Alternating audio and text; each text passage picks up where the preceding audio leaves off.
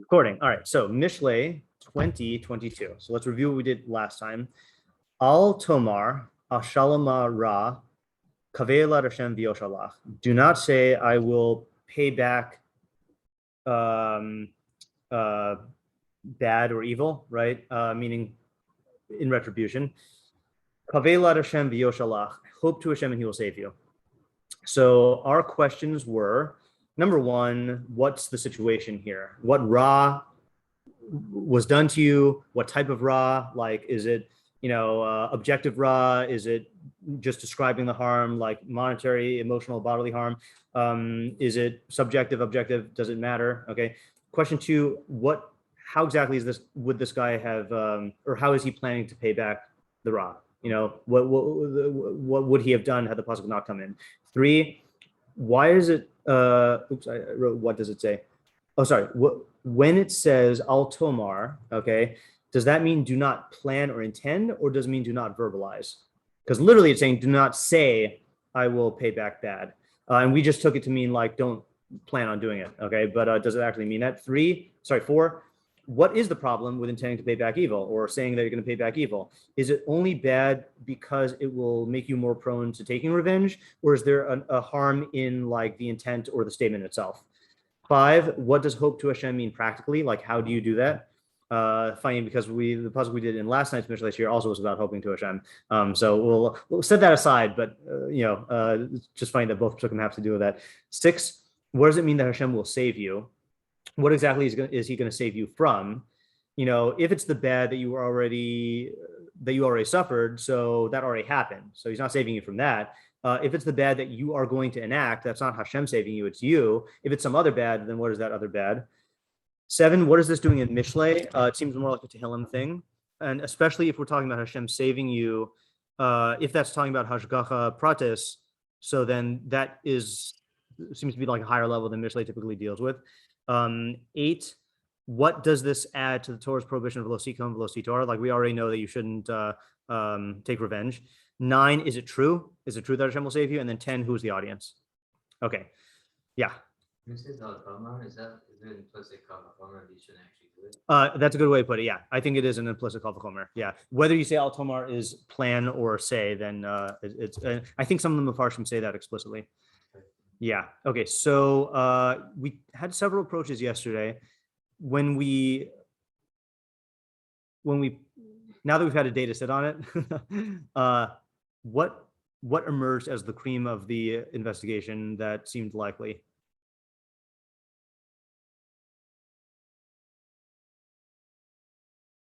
It's so funny. This should not happen, but I'm so. Last night's pasuk is so prominent in my mind that I've kind of forgotten what we did for this one. They're not like. Yeah. So let's do this then. Okay. Let's not try to reconstruct what we did yesterday. Let's read Rabbeinu Yonah, because that seemed to be the most. So the problem we had yesterday was the Mefarshim explained the first half, but they didn't really explain the mechanisms of the second half.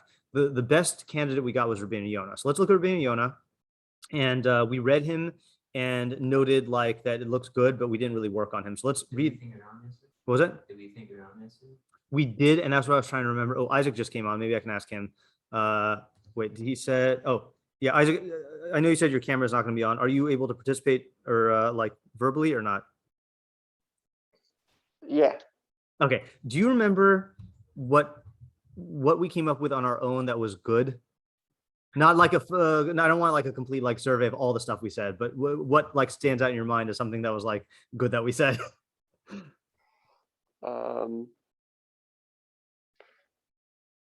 I know I'm putting on the spot. That's only because like Kevin and I couldn't remember because various reasons. And I'm asking you also because I think you had a good approach. Yeah, I was saying that it's the pasuk is addressing what you really like want to happen. Yeah. Or at least like a core element of what you really want to happen, which is to have to not be in the situation anymore where you're getting wronged. Okay, so that now triggers some memories. So we said that there's two reasons why people typically want to take revenge. One is a practical / deterrent impetus that like, I don't want this to happen again, so I'm going to take revenge on the guy, show him you can't do this to me. The second one is more of a like misplaced or misguided sense of justice. Like, you did this to me and you deserve to be hurt, and I call it misguided because, as Rabbinu Yonah is going to say, there are correct ways, there are just ways to do justice, and there are like subjective, personal, ego-based ways to do justice. And typically that's the overarching motive for taking revenge. I don't think people are concerned about justice when they do that. Yeah. Okay, good. That did help. Anything else comes to mind? Not off the top of my head. Sorry. Okay, fine. That's fine. Okay. All right. So let's do Ralbag Yonah and see where that takes us today. Okay. Ralbag Yonah says, the left column, last three words or last line. Al tomar ashalom ara. Do not say I will pay back evil. Im hizak lacha. Where am I? Im hizak lacha adam. If a person harms you, al tomar. Do not say enakim mimenu. I will take revenge from him. So that other people will be afraid to harm me. So this is answering our question about what Hashem is saving you from, and it's answering the question of what is this guy's motive in taking revenge. So the guy harms you. Apparently, you're not concerned with that guy. I don't know if it's because, I don't know why, right? But it's not like you're trying to like do justice with him, but you don't want other people to make it look, to see that you are capable of being taken advantage of. So that's your primary motive in taking revenge against this guy. Al tomar kain, don't say this. Ki im asham chaveracha, if your friend incurred guilt against you, lo hutar lacha lachato leman zos. That's not a matir for you to sin, right? Levad im hizik lacha benezek, unless he harmed you monetarily, or not monetarily, but like in terms of like actual nezikin, so then he's obligated to pay you in Beis Din. So then you should pay him back based on mishpat. Vasher ata yagur. So that's number one, right? So it's a little confusing because he switches back and forth between like who you're concerned about. So if you're concerned about the guy who actually harmed you, so take him to court, right? There's no general matir. If someone does injustice to you, you can just do whatever you want to him. There's a system. And then Vasher ata yagur pentiye b'cha yad habrios osam ki lo tikach nikmascha mehem.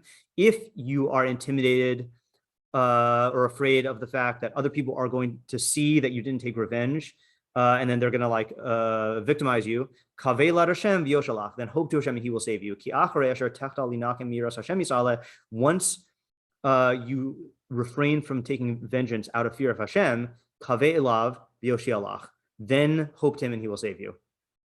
Okay, so let's try to understand Ralbag Yonah's approach here. So what is so I think the first half is like or the part about not taking revenge against this guy, I think that is a little self-explanatory, right? Not self-explanatory, but I think it's like evident, right? You don't, there's no, I mean, what's the American idiom that corresponds to what Ralbag Yonah is saying when he says, Ki im asham chaveracha lo hutar lach lachato lemanzos, the American proverb. Two wrongs don't make a right, right? So guy did wrong to you, that's his wrong, but it's not matter for you to do wrong, right? So there is a right way to redress his wrong, but that's based in. So is there anything else that we got to get out of that? Let's just think about that for a second and see if there's maybe like, why would the guy not want to take him to Beis Din, or not want to, but why is he, what is the Chacham's decision is to take him to Beis Din. The fool's decision is to take personal revenge. Can we just like explore that a little bit? Like, what's the appeal, or what's the resistance to going to court?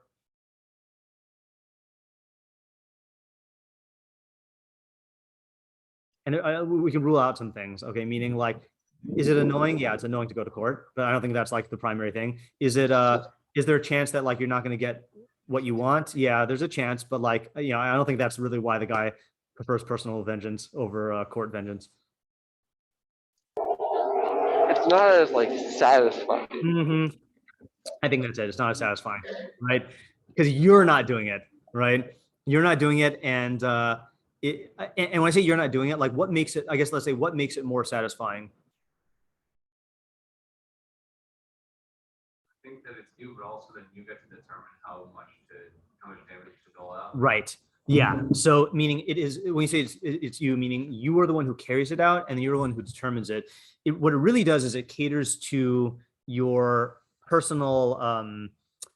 You are the arbiter of justice. You're the din, you're the dayan. If you want to put it in Breishi's terms, the Nachash's appeal to Chava was Visim Keluhim Yode Tov V'Ra, and to Machlok is what Elohim means, right? So like Rashi takes it as you will be like the creator, like gods, creating good and evil. But Ralbag takes Elohim as judges. You will be like judges who determine good and evil, meaning that there is this very, very deep-seated part of human nature that you want to be the cause of good and bad and the one who determines what the standards of good and bad are. I am the law. And so like it really caters to this primal V'yisem Kilhim Yodei Tov V'Ra fantasy, and if you entrust it to Beis Din, which represents the Mishpat Hashem, which is removed from you, and they're carrying it out and they're determining it, and you have to subordinate your own personal self and ego to the objective laws of Hashem, that's not fun. That's not satisfying. Yeah. I think also it's just an outlet of aggression and anger. Yeah.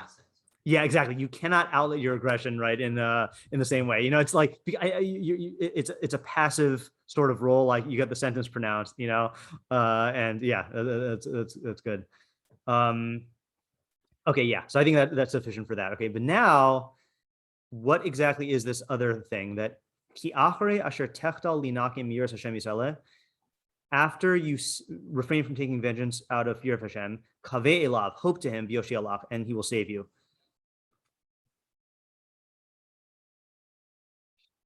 Really? Like, now again, we have two approaches here. Either this is natural in terms of hashgacha klalos and laws of nature consequences, or this is hashgacha pratis. Now, if it's hashgacha pratis, there's nothing really to say. Like I think we mentioned someone else mentioned yesterday that that we know that there is objective schar v'onesh, sachar v'onesh, and like there, this person will get what they deserve. So that takes care of the nakama part, but is that going to prevent you from being harmed in the future? Like, does it really work that way? You know about the first part being done? I'm talking about, the very first part and the very last part. Yeah. Like, especially if you think about it, like in, in, more crime-ridden societies, or countries or whatever. Like, let's say you're a shop owner, and like someone steals from you, and everyone else in the society like will go after them with a gun, and you, the shop owner who doesn't take revenge, you're not going to do that. It's like, of course, people are going to steal from you.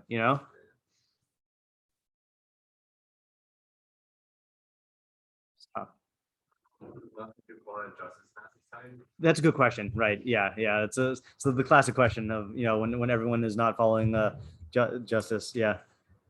But I think we could think of it in other terms, like if like the classic thing in playground ethics is the dad tells the kid, like, if a bully hits you, then hit back, and if you don't hit back, you're more likely to get hit again, or hit by other bullies. Now you can make the argument there that's also self-defense, but like yeah.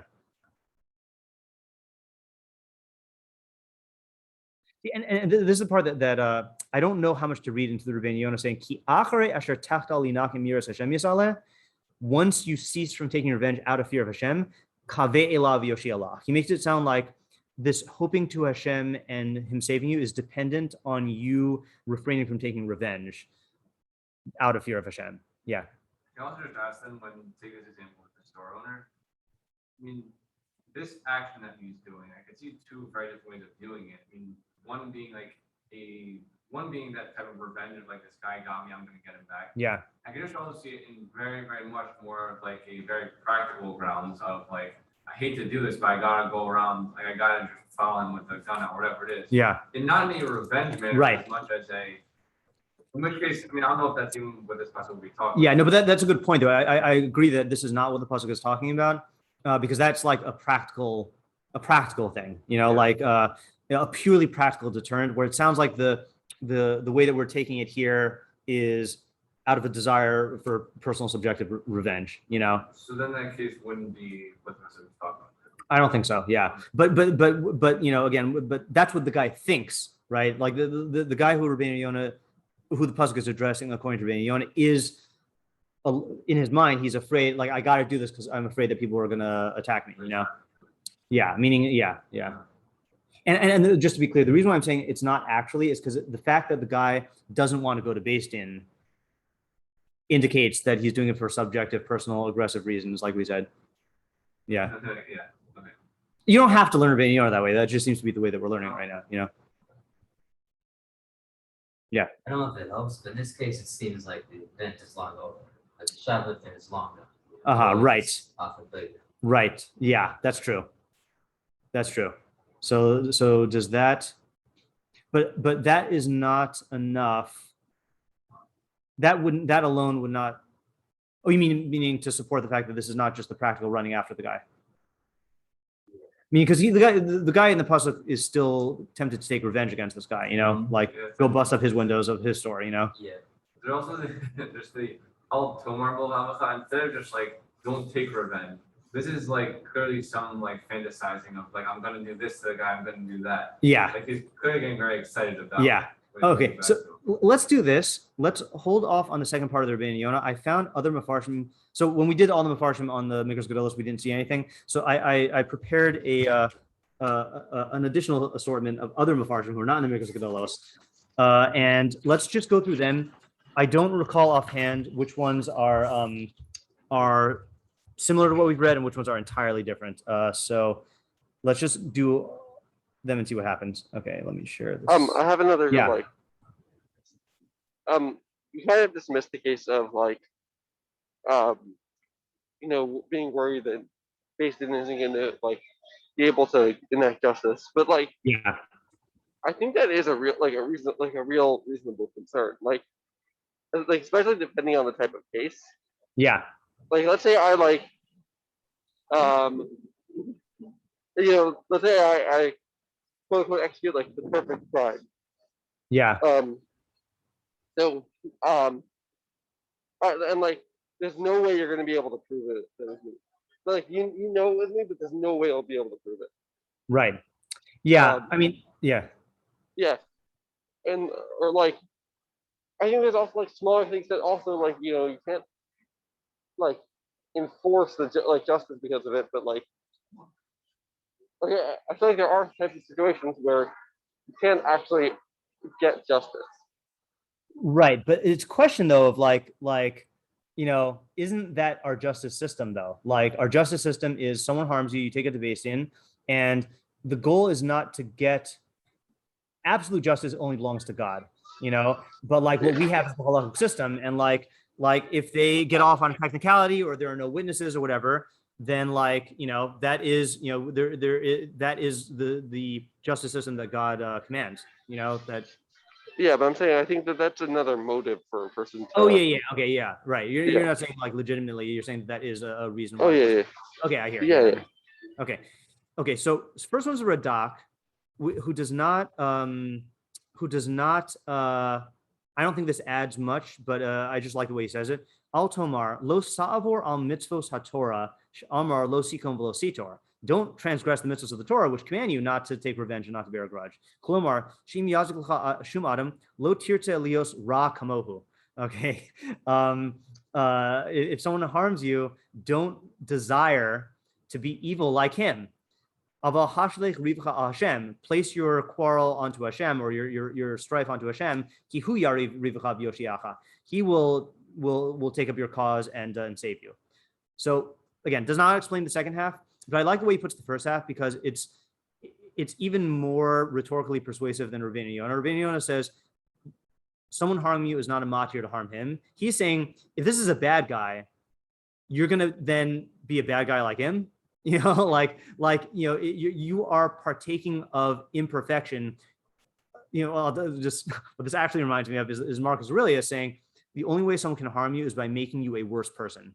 And the only person who can make you a worse person is yourself.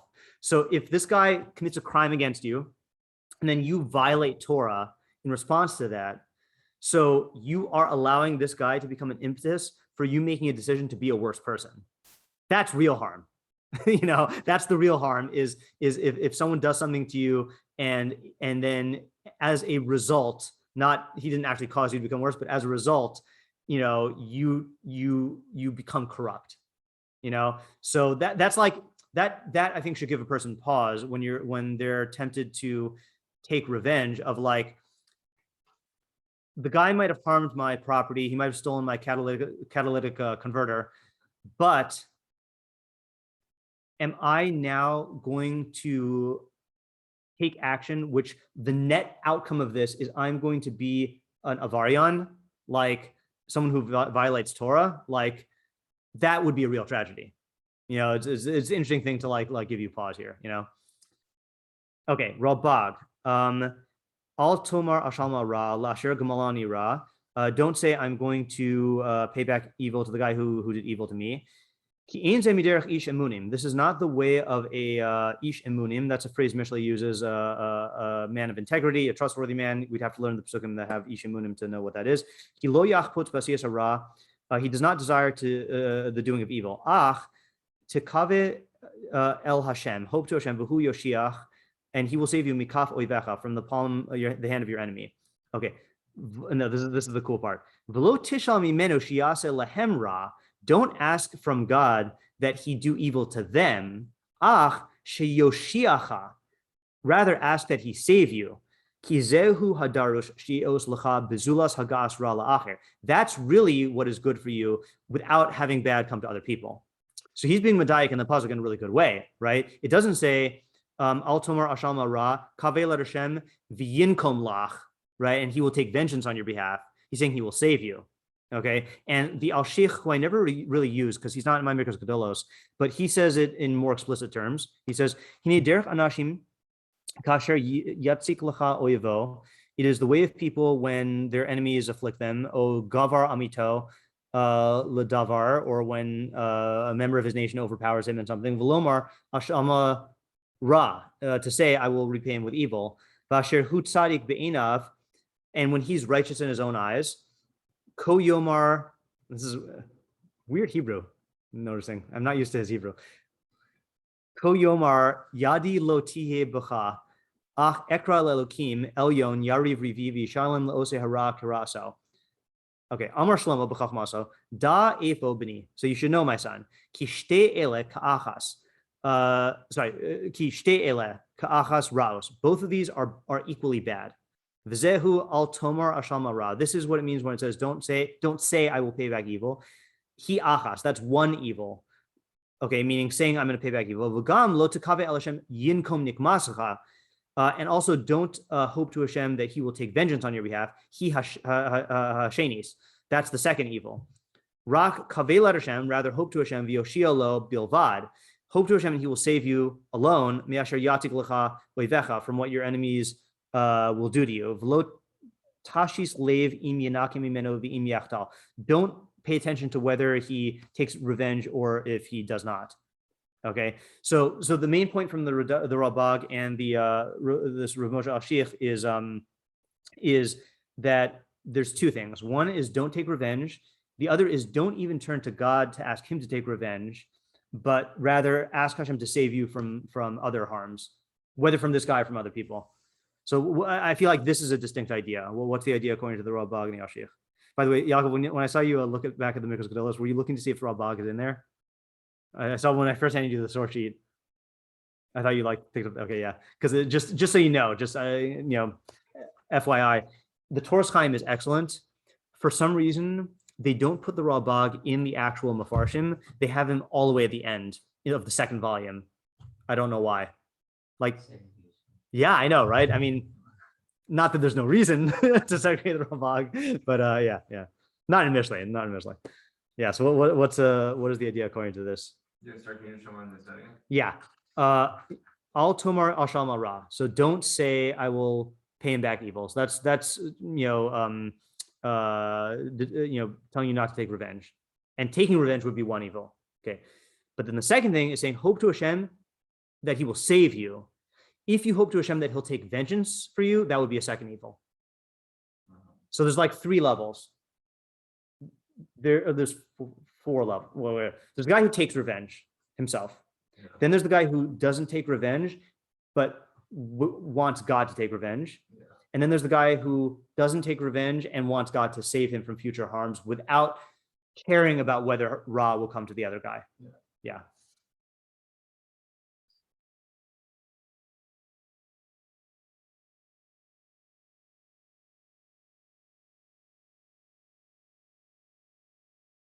Did you just say something earlier about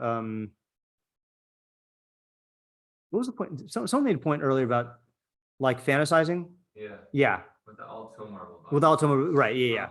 It doesn't say Bavavcha, but that's that seems to be the that's a recent parsha, right? It's somewhere. Yeah. Yeah. So I feel like there's an element of that when you're turning to Hashem to take revenge, right? It's almost like an avodah zarah. I'm not saying it's actually avodah zarah, but there's, because you are at least ascribing to Hashem, but there's almost, it partakes of an avodah zarah type of thing where like, if you ever read the book, the Roald Dahl book, Matilda? No? So the basic plot of it is like, there's this little girl who's very, very, very, very smart, and her parents are very abusive, and like the principal of the school is very abusive. And the whole thing is like, she develops these telekinetic powers that basically like allow her to take revenge on adults who are like being mean to kids, and so I think one of the reasons why it's such a popular like child's book is because it's a big thing when you're really, really small and like adults are mean and like you can't do anything about it. But here is this fantasy of like this girl who can plot. She's very smart and she can plot really good revenge through telekinetic powers, and so I feel like there's an element of that in hoping to Hashem that he's going to take revenge, like yes. Well, here's the thing. Hashem does enact justice, but not the way that you're like imagining it and envisioning it. And I feel like when people are hoping to Hashem, like I hope this guy gets a flat tire, or like I hope this guy like people, it's like they're indulging they're identifying with the omnipotence of Hashem and basically like treating him as an extension of their own revenge fantasies, and that's like a hate in the sense, not that you're doing violating like a taryag, but you're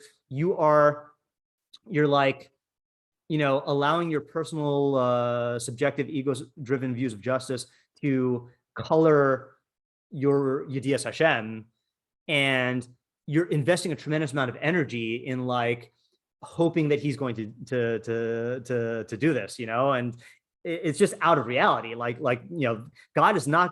God doesn't enact justice that way. Like that's not a thing that he does, So it's just like this very unhealthy, metaphysically and psychologically, an unhealthy metaphysical and psychological orientation towards divine justice, I think, Yeah. I think it might be the case that people get wronged again. For some reason, they're more concerned about,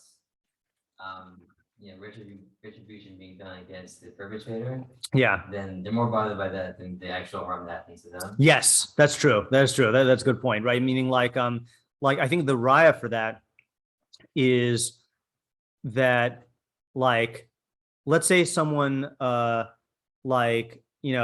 damages a safer that you just bought, okay, right?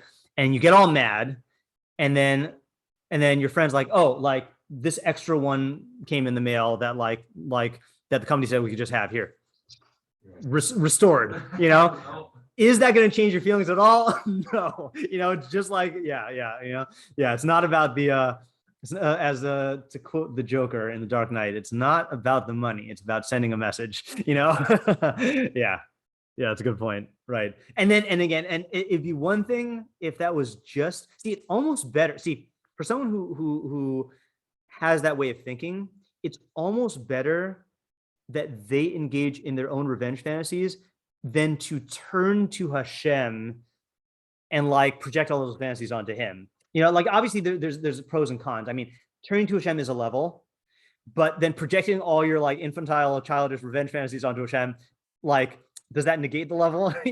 Like I'm not sure which one's better and which one's worse. Yeah. Hey, I was just gonna say that because they are that way, they want that as if that's somehow good for myself. Right. Yeah. That's a good point. That they convince themselves that this guy getting what he deserves somehow augments my good.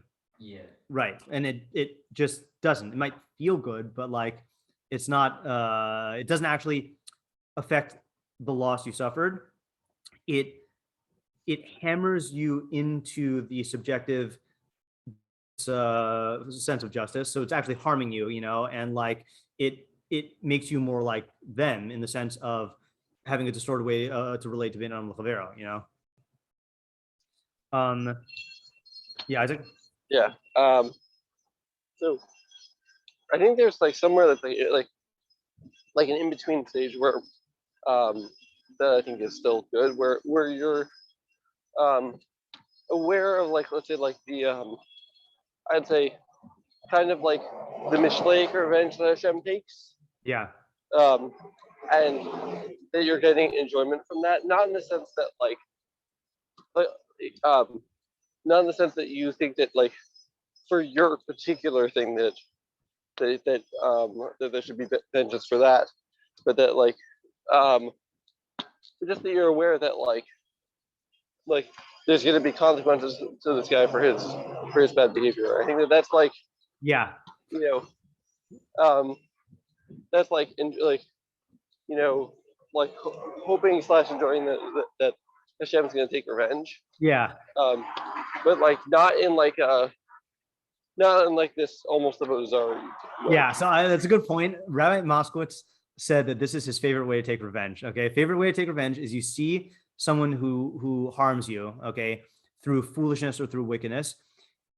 And what you should do is you should mishleically analyze the action that they did, think about the consequences that this guy is going to suffer, and then just like relish that thought, So like, I'll tell you, I do this all the time in when I'm driving, So I'm a very careful driver who like follows all the traffic laws. And like when I see someone recklessly, like let's say like, I don't know, like these people who like will zoom up and then like cut in front of people and stuff just to get ahead, So I'm like, what's going to happen to this guy?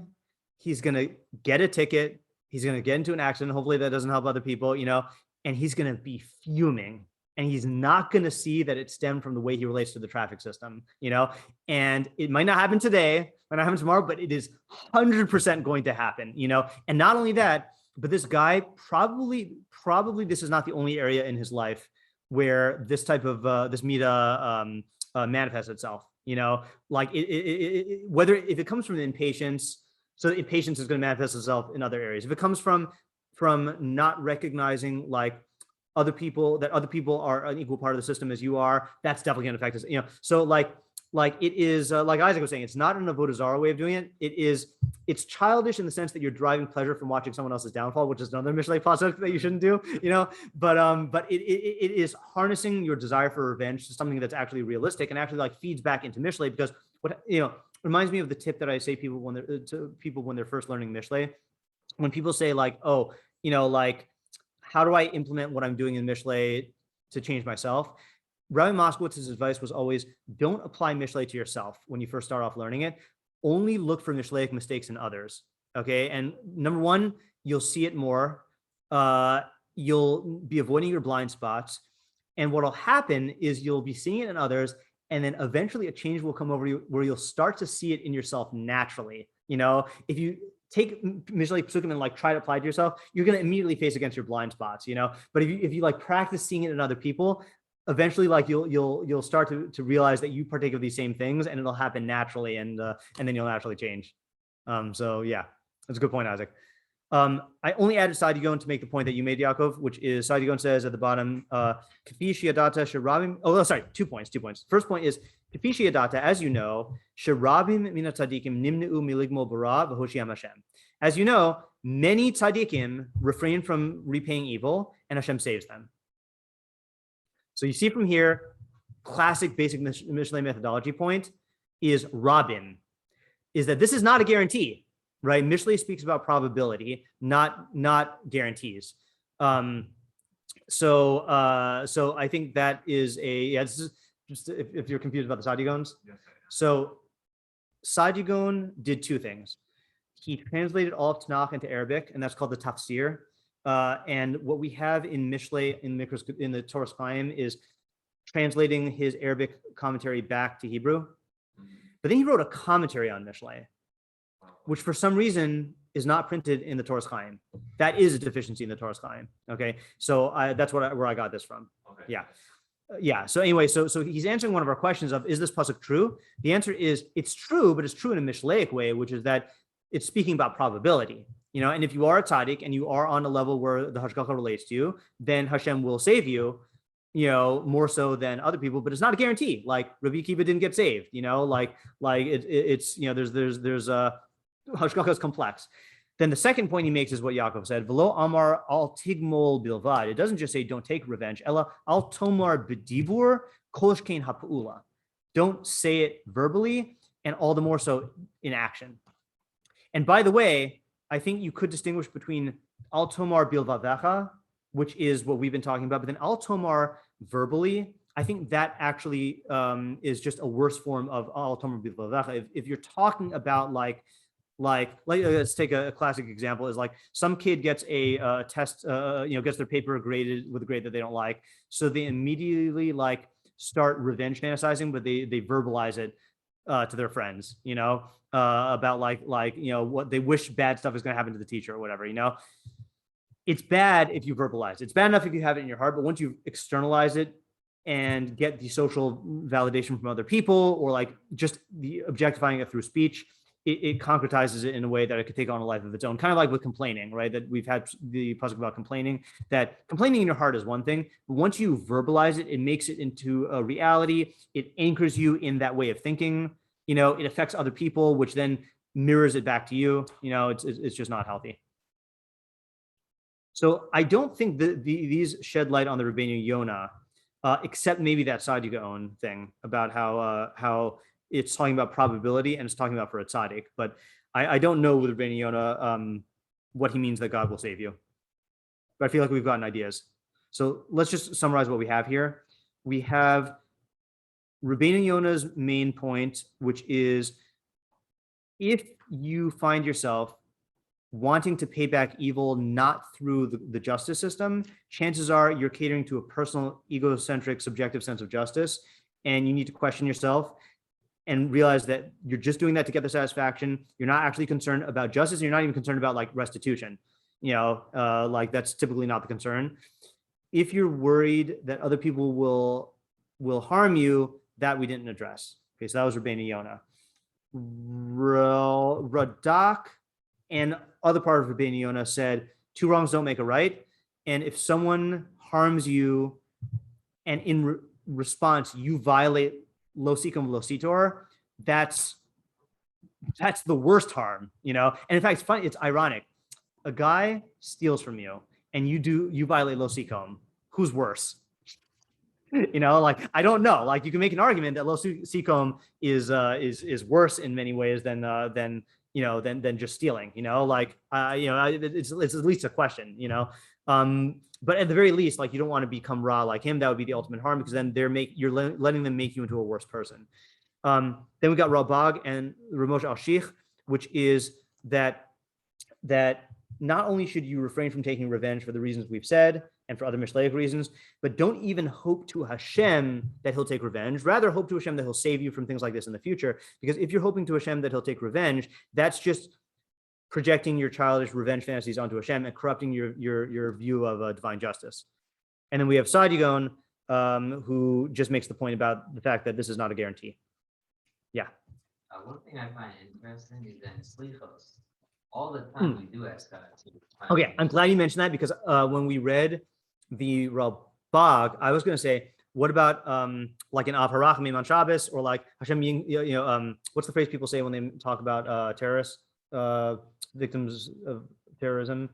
Hashem yinkom damam, right? Like, may God avenge their blood. Yes. How do we answer that?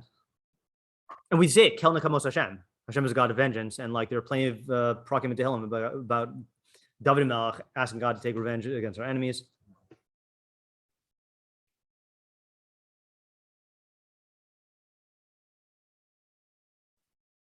Maybe it's because it's from the fact that they afflicted the nation and just a fellowship on that. Yeah, They're asking God to take retribution. right. I think that's exactly it. That's there's Rabbi Moskowitz always used to quote Tehillim. It's one of the ones we say on Kabbalah Shabbos. Ohave Hashem sinu ra. Those who love Hashem hate evil, right? If you find yourself feeling like you're hating evil, but you're not an Ohev Hashem, so chances are then that stems from something personal, not a philosophical hatred of evil. You know, there's a great quote that I saw from Anne Lamott. Let me just look it up here. She is a writing teacher who I've been reading lately. Oh yeah. She said that this is not actually her quote, but it was attributed to her so many times because she says it a lot. I forgot who it's actually a quote from.